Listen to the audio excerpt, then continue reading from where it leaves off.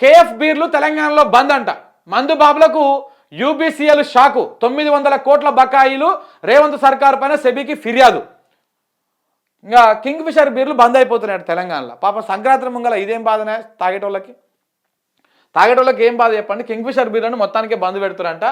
900 కోట్ల రూపాయలు ఇవ్వాలంట. ఎవరు? ఈ ప్రభుత్వం, రేవంత్ రెడ్డి సర్కార్. ఈ బిల్లులు ఇవ్వాలంటే ఇస్తారు, కానీ మరి పర్సంటేజీలు రావాలంట. అలా బి ట్యాక్సులు, యూ ట్యాక్సులు, ఆర్ ట్యాక్సులు, ఆర్ఆర్ ట్యాక్సులు, ఈ ట్యాక్సులు ఉన్నాయి.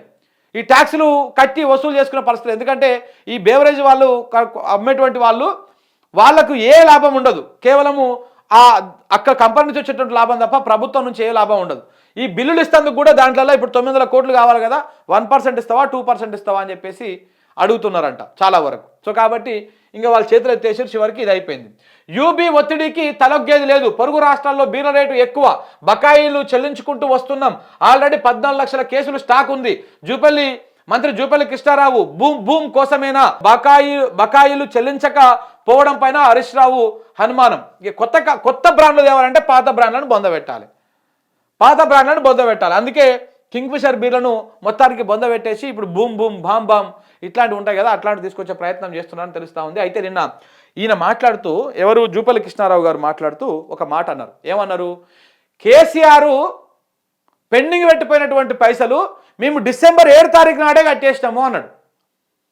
డిసెంబర్ 7 తారీఖు నాడే మేము 1000 కోట్ల రూపాయలు పెండింగ్ ఉన్నాయి బీర్లకు సంబంధించినటువంటివి, ఈ మద్యం బిల్లులు ఉంటే మేము రాగానే 7 తారీఖు నాడే బిల్లులు క్లియర్ చేసినాము అని చెప్పేసి ఆయన ప్రెస్ మీట్లో మాట్లాడడం జరిగింది.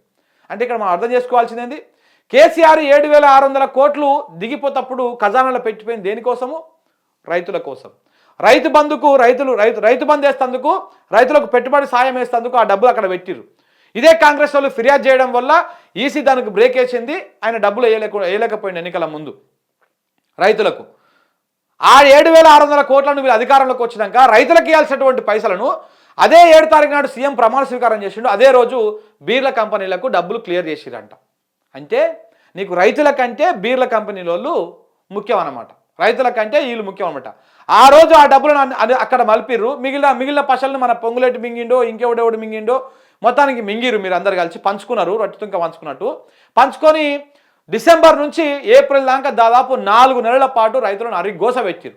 అప్పుడింత బిచ్చం వేసినట్టు రైతులకు అరిగోస పెట్టుకుంటా చివరికి 4 నెలల పాటించుకుంటూ వచ్చారు. తర్వాత మొత్తానికి బంద్ పెట్టిరు. ఇది కాంగ్రెస్ పార్టీ తీరు.